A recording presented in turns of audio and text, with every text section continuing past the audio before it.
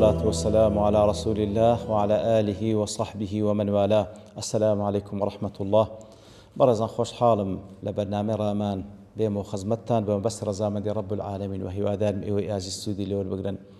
برزان بيك ودسينا وخزمت سورة البينة. بسم الله الرحمن الرحيم. لم يكن الذين كفروا من أهل الكتاب والمشركين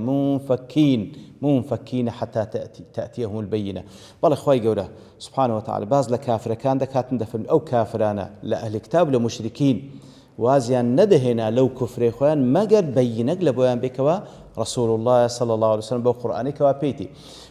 بريزان وكو باس ما كر أهل كتاب خواهي قولا ليرا لشويني دي كجب كافر لقلميان دا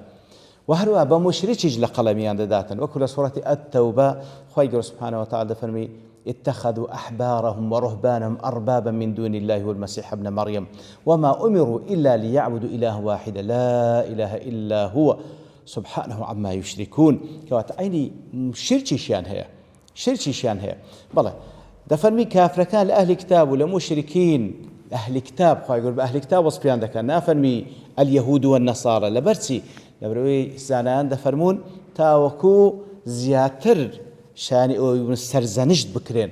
وأن أهل كتابا خواهي يقول كتابي بيه بخشينا أو كتابا شاني أوي بكوا هدايتي لور بقرنو بتايبتيش كاتكوا بيغمبري كوتادي عليه الصلاة والسلام پابند بن بوصية رب العالمين پابند بن بوصية پیغمبر كيان كوا پيوست إيمان بو پیغمبر بين يتنوان أهل كتابا لقل أوي كوا علميان هي أو زا إيمان بيناينن زياتر بابنين شاني وان سرزنش بكرين بلي أوانا منفكين نبون لمشركة كانوا لأهل كتاب وتوازيان لو كفر إخوان ندهنا حتى وكو پیغمبرش خوا پیغمبرك وبينيك وواضحك بابلين كبيغمبري خوايو وهو قرآني بيه لبويان دي إنزا بعام مفسرين وها ليك منفكين وتوازلا كفر إخواننا هنا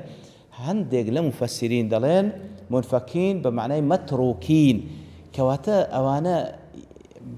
وكوبلي أو هوازا لنا هندري كوا بكيف إخوان أو إذا كان بكنوا ببيلي برسينا وببي أو إقامة حجان لسر بكري بهاتني بيغمبري كوا بينا كواتا بوشي وش ليك درايتوا منفكين حتى تأتيهم البينة. إنزا خواهي قول سبحانه وتعالى باز لو بينة دكا تي أو بينة كواهات بو ما يوي أوان أصل وابواز لو كفر إخوان بينا وهروها بو بيني تواو أو اللوان لوي درتون كواوازيان لبهندري حسابيان لقل ذكريتن نقوى بلين لأهلي فترينو لبيامي بيغمبراني تر دور كوتينو شتيش صح لبردس ما نمان نا بيغمبري تشي خواهات يو كتابي شبيه رسول من الله يتلو صحفا مطهرة بيغمبري كوا رسول الله صلى الله عليه وسلم محمد المصطفى يتلو صحفا مطهرة إنزا أو بيغمبرا لپراوێکی زۆر پاک کەوا ئەو پەراوانە لەوح المەحفوظ نووسراینەوە لە پەراوێک کەوا وەکو زانایان دەفەرموون دوورە لەوەی شەیاطین دەستی بگاتێ لە پەراوێک کە خۆی گەورە سوبحانەهو وتەعالە پاراستیتی لە شەیاطینی ئینس و جن ناتوانن گۆڕانکاری تێدا بکەن لەو پەراوە مبارەکە و پاک و منەزەهە ئەو پێغەمبەرە تكانوا كلام رب العالمين لبو أو كافران الأهل الكتاب لبو مشركين لبو همو أمته لبو همو سرزوي دخل يعني توا كوا وكل آتدوات الدفرمي فيه كتب قيمة إتر خواهي سبحانه وتعالى إقامة حجة لصر همو بشرية دكا وبالتايبتش كالير دا بازل مشركين وبازل